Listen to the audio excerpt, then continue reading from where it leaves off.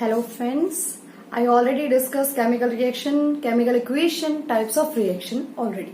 But some topics are left now. So start with today's topic, that is displacement reaction.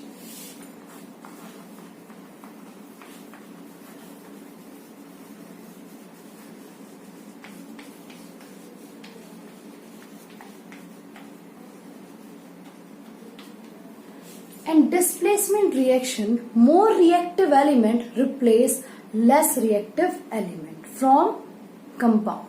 For example, firstly we have to write a general equation. More reactive element replace less reactive element from a compound is called displacement reaction. For example, zinc plus copper sulfate. Zinc is more reactive than copper and it replaces copper from compound and form ZnSO4 plus C. Displacement reaction is very easy. When more reactive element replace less reactive element from compound, then it is called displacement reaction. But how will you know that which element is more reactive and which element is less reactive? Because मैंने यहाँ पे क्या किया, zinc ने copper को replace कर दिया है, बट हमें पता कैसे चलेगा कि कौन सा एलिमेंट किसको रिप्लेस करेगा. So for displacement reaction we have to learn reactivity series. Start with reactivity series.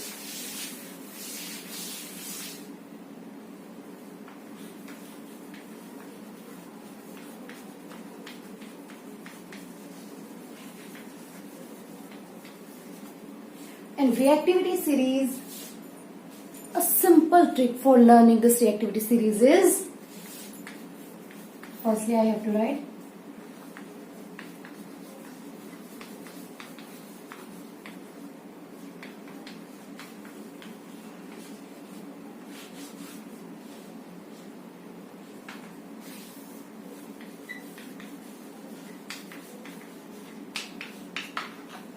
Kedarnath का माली आलू जरा फीके पकाता है. This trick is very useful for learning this reactivity series. Kedarnath का माली आलू जरा फीके पकाता है. Copper HgAgAu. This is from down side reactivity series decreases. Reactivity series decreases. इसका मतलब क्या हुआ? Potassium is more reactive than sodium, sodium is more reactive than calcium, and what are list reactive elements? Silver, gold, and we can also right platinum. और एक और reactivity series से जो हमें क्या पता चलेगा, जो भी लिस्ट रिएक्टिव एलिमेंट होते हैं वो हमेशा किसमें मिलते हैं? फ्री स्टेट में मिलते हैं. फ्री स्टेट में नेचर के अंदर क्या होते हैं? एग्जिस्ट होते हैं. और जो भी आपके पास मोर रिएक्टिव एलिमेंट होते हैं वो हमेशा क्या होते हैं? कंबाइंड स्टेट में एग्जिस्ट करते हैं. ये आपका थर्ड चैप्टर का टॉपिक है, बट अभी साथ में हम रिएक्टिविटी सीरीज लर्न कर रहे हैं तो साथ के साथ बता देती हूँ कि जो भी आपके लिस्ट रिएक्टिव एलिमेंट है, least reactive gold and platinum, they exist in free state. Free को बोला जाता है और native state in nature. And जो मोर रिएक्टिव एलिमेंट है they they exist in combined state in nature. जो आपका हाइड्रोजन है, हाइड्रोजन से अबव क्या है? सभी के सभी मेटल्स हैं. तो ये भी मेटल्स जो हाइड्रोजन से अबव है सबके सब किसको रिप्लेस कर सकते हैं? हाइड्रोजन को रिप्लेस कर सकते हैं. हाइड्रोजन किसको रिप्लेस कर सकता है? Copper HgAgAu and Pt.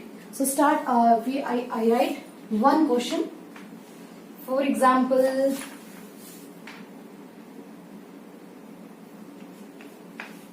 CSO4. अब hydrogen is more reactive than copper, so hydrogen replace copper from compound and become H2SO4 and copper क्या हो जाएगा? बाहर हो जाएगा. अगर बाय चांस मैं यहाँ पे क्वेश्चन लिखती हूं,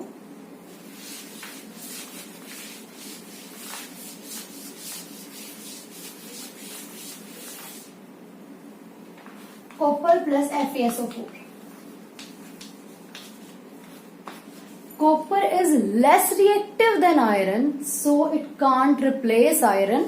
So answer will be no reaction. अगर यहां पे मैं लिखती हूं Fe plus CuSO4, then reaction become iron is more reactive than copper. FeSO4 plus C. This is all about displacement reaction. Displacement reaction when more reactive element replace less reactive element. How will you know that which one is more reactive, which one is less reactive? With the help of reactivity series. And reactivity series को learn करने का easy way क्या है? केदारनाथ का माली आलू जरा फीके पकाता है. Copper HgAgA. And last one is platinum. Platinum and gold are least reactive. Now, next, fourth is double displacement reaction. Double displacement reaction. In double displacement reaction, displacement आपको पहले ही पता है क्या होता है डिस्प्लेसमेंट के अंदर, कि वो रिप्लेस करता है. डबल डिस्प्लेसमेंट में क्या होगा? When two element mutually exchange their position from compound is called double displacement reaction. For example, it form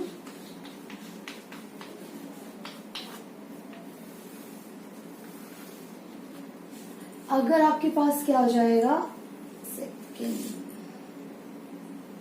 sorry यहां पर प्रोडक्ट बनेगा BC प्लस AD. ओके, जब आपके पास दो एलिमेंट क्या करते हैं, अपनी पोजीशन को म्यूचुअली एक्सचेंज करते हैं, then this type of reaction is called double displacement reaction. For example, HCl plus NaOH. यहां पे क्या है? हाइड्रोजन. यहां पे क्या है? सोडियम. हाइड्रोजन किसके प्लेस पे आएगा? सोडियम के प्लेस पे. सोडियम किसके प्लेस पे आएगा? हाइड्रोजन के प्लेस पे. देन क्या बन जाएगा हमारे पास? NaCl plus water. तो mutually exchange of elements from compound is called double displacement reaction. Double displacement reaction has two types. One is neutralization reaction, one is precipitation reaction.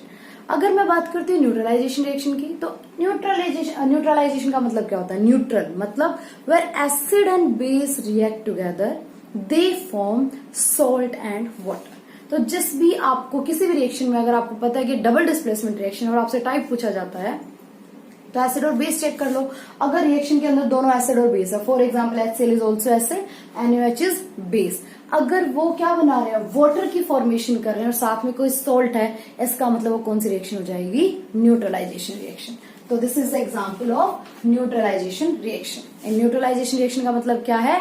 In double displacement reaction when salt and water is formed as a product, then this is called neutralization reaction. Neutralization reaction बनती कैसे है? When acid and base react together, they form salt and water. Now next one is second part is precipitation reaction. Precipitation मतलब precipitate की formation करना.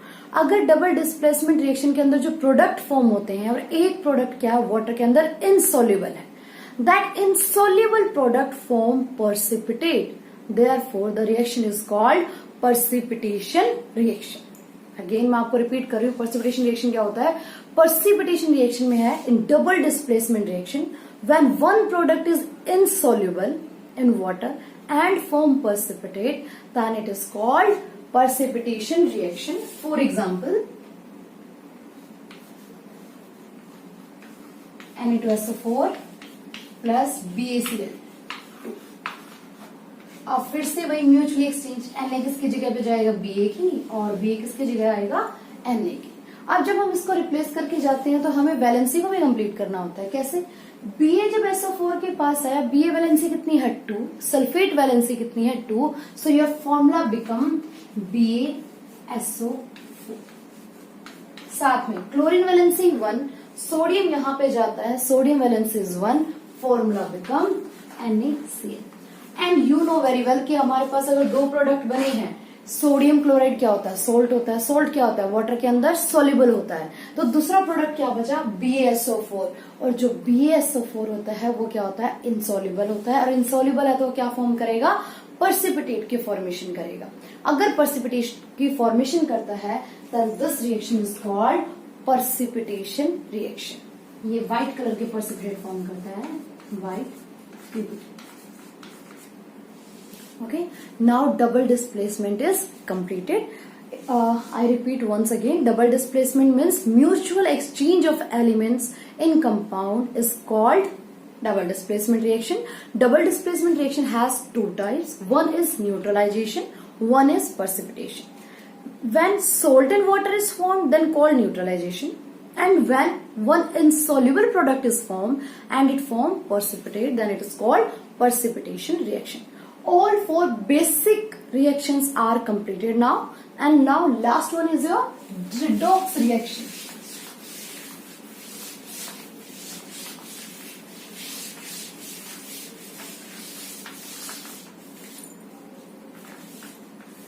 Redox reaction.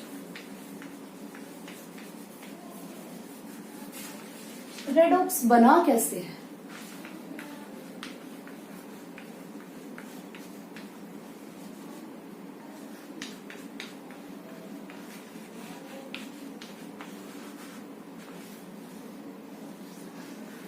क्या बना, redox. अगर कोई आपसे पूछता रेडॉक्स है, रेडॉक्स कहां से आया है, रिडक्शन से आया है और ऑक्सीडेशन से आया है। इसका मतलब क्या हुआ, when oxidation and reduction takes place simultaneously in a chemical reaction, then it is called redox reaction। किसी भी रिएक्शन के अंदर अगर ऑक्सीडेशन और रिडक्शन दोनों होता है तो इसका मतलब वो कौन सी रिएक्शन हो जाएगी, redox reaction. But redox reaction से पहले हमें ये भी तो पता होना चाहिए कि what are reduction and what are oxidation. Reduction और ऑक्सीडेशन होता क्या है। So one by one start with oxidation. चलो साथ में रिडक्शन भी कर लेते हैं। Reduction, oxidation, oxygen, addition of oxygen, addition of oxygen is called oxidation.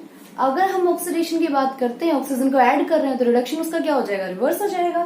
तो ऑक्सीडेशन मीन्स क्या होता है, एडिशन ऑफ ऑक्सीजन। रिडक्शन का मतलब क्या है, removal of oxygen.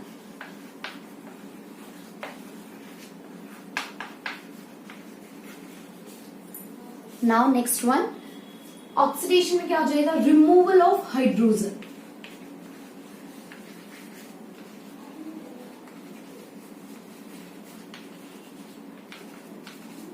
And reduction क्या हो जाएगा, एडिशन ऑफ हाइड्रोजन।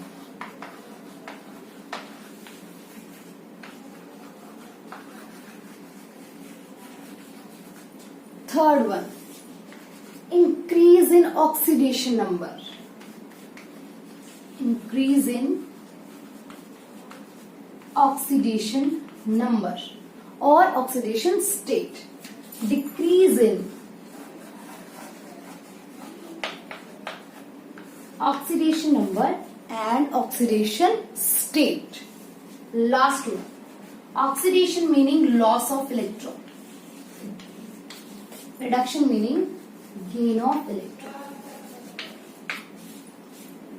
अगर हमें रेडॉक्स रिएक्शन करनी है तो हमें बेसिक पॉइंट्स पता होना चाहिए। व्हाट आर ऑक्सीडेशन, रिडक्शन कहां पे होता है, ऑक्सीडेशन मीनिंग क्या होता है, addition of oxygen, removal of hydrogen, increase in oxidation number and loss of electron. And reduction meaning क्या हो जाएगा आपके पास, removal of oxygen, addition of hydrogen, gain of electron and decrease in oxidation number. So start with examples now.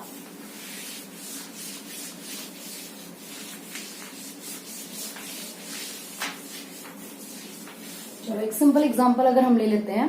Simple example है हमारे पास, for example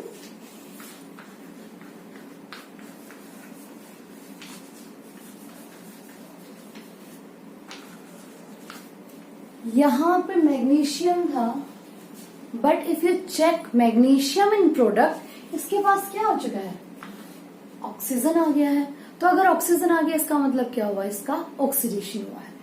यहाँ पे magnesium था, अगर आप मैग्नीशियम को चेक करोगे कहाँ पे, तो इसका मतलब इसका क्या हो चुका है, ऑक्सीजन ऐड मतलब oxidation. Now start with second one, removal of hydrogen से मतलब क्या हो जाएगा हमारे पास,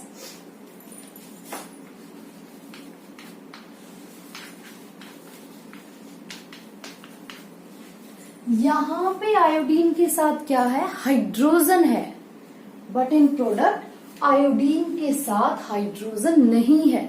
इसका मतलब इसका क्या हुआ, removal of hydrogen means oxidation. ये एग्जांपल है आपका किसका, एडिशन ऑफ ऑक्सीजन का, और ये किसका एग्जांपल है, रिमूवल ऑफ हाइड्रोजन।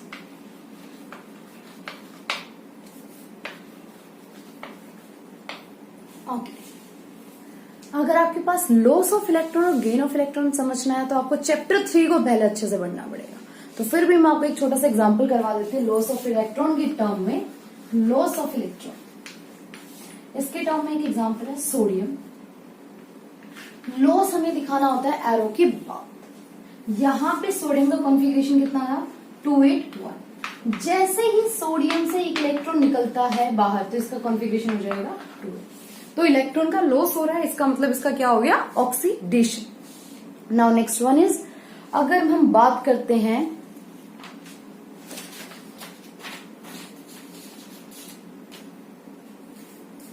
एक अच्छा सा एग्जांपल लेते हैं, Fe plus CuSO4, FeSO4 plus C। इस एग्जाम्पल की वजह से हम क्या करते हैं, ऑक्सीडेशन और रिडक्शन दोनों को अच्छे से समझते हैं कि दोनों के दोनों होते क्या है। अभी तो मैंने आपको सभी के सभी एग्जांपल किसके बताए हैं, ऑक्सीडेशन के बताए हैं, बट अभी हम चेक करते हैं ऑक्सीडेशन रिडक्शन एक ही रिएक्शन के अंदर कैसा होता है।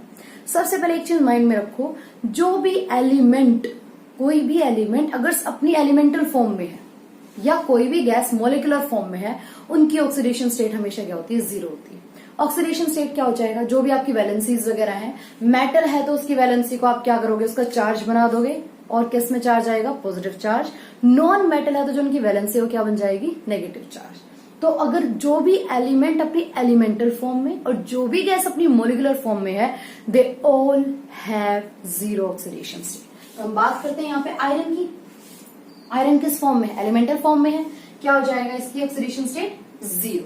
अब हम आयरन को चेक करते हैं कहां पे, चलो सबकी लिख लेते हैं पहले। सल्फेट की वैलेंसी कितनी होती है, -2। अगर इसकी -2 है तो इसकी कितनी हो जाएगी, +2। यहां पे सल्फेट की कितनी है, -2, तो इसकी कितनी हो जाएगी, +2। अगर हमें एक की ऑक्सीडेशन स्टेट पता है तो जो दूसरा एलिमेंट है उसको न्यूट्रलाइज करने के लिए उसका ऑपोजिट चार्ज आता है। अगर हमें एक ही पता है कि ये नॉन मेटल है या फिर ये आयन है, इसकी स्टेट कितनी होनी चाहिए, माइनस में होनी चाहिए, ऑटोमेटिकली जो उसके साथ दूसरा एलिमेंट होगा वो किसमें चला जाएगा, पॉजिटिव। कॉपर यहाँ पे कितना हो जाएगा, 0। चलो चेक करते हैं, यहाँ पे आयरन 0 था, यहाँ पे आयरन क्या हो चुका है, +2। इंक्रीज इन ऑक्सीडेशन नंबर, तो इंक्रीज इन ऑक्सीडेशन नंबर है तो इसका क्या हो गया है, ऑक्सीडेशन। यहाँ पे कॉपर था +2, यहाँ पे कॉपर हो चुका है 0, इसका मतलब रिडक्शन। एक मोस्ट इंपोर्टेंट एग्जांपल करते हैं जो हर बार एग्जाम में आपका रिपीट होता है, फेवरेट है सीबीएसई वालों का, तो आज वही स्टार्ट करते हैं क्वेश्चन।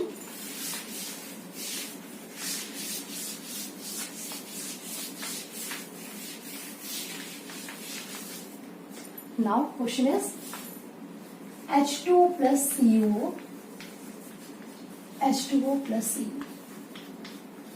किसी भी टर्म में इस क्वेश्चन को कर सकते हो, इंक्रीज और डिक्रीज ऑक्सीडेशन नंबर की टर्म में भी कर सकते हो और इंक्रीज एडिशन ऑफ ऑक्सीजन और हाइड्रोजन की टर्म में भी कर सकते हो। कैसे, यहाँ पे हाइड्रोजन है और यहाँ पे हाइड्रोजन के साथ क्या आ गया, ऑक्सीजन आ गया, तो इसका मतलब इसका क्या हुआ है, ऑक्सीडेशन। यहाँ पे ऑक्सीजन था कॉपर के साथ, बट वहां पे कॉपर के साथ ऑक्सीजन नहीं है, इसका मतलब इसका क्या हुआ है, reduction.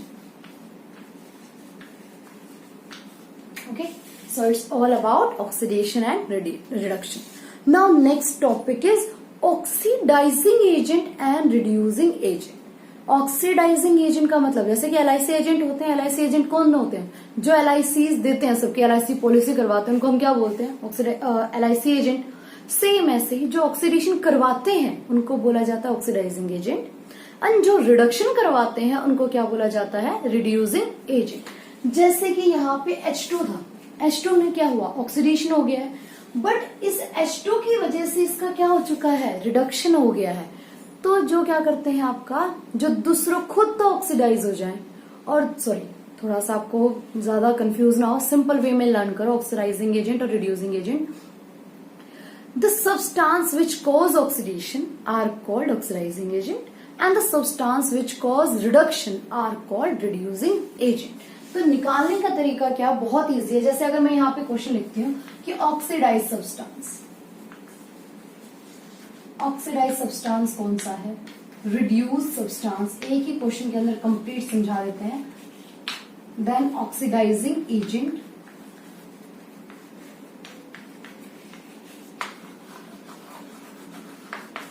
and then reducing agent। Oxidise substance कौन सा है, H2, क्योंकि H2 ही ऑक्सीडाइज हुआ है। और एक चीज याद रखना, जो बच्चे बहुत ज्यादा मिस्टेक करते हैं वो हमेशा प्रोडक्ट को लिखते हैं। प्रोडक्ट कभी भी नहीं लिखना है, हमेशा क्या लिखना है आपको, रिएक्टेंट लिखना होता है। रिएक्टेंट लिखोगे तो आपका आंसर ठीक है, अदरवाइज अगर तुम प्रोडक्ट लिखते हो तो आंसर वहीं पे रॉन्ग हो जाएगा। आपको पता होता है फिर भी आप गलतियां करते हो। ऑक्सीडाइज सब्सटेंस क्या है आपके पास, H2। रिड्यूस सब्सटेंस क्या है, CuO। एक छोटा सा आपके पास एक ट्रिक है, जो भी आपका ऑक्सीडाइज सब्सटेंस है वो होता है रिड्यूसिंग एजेंट के इक्वल। जो आपका रिड्यूस सब्सटेंस है वो किसके इक्वल होता है, ऑक्सीडाइजिंग एजेंट के अंदर।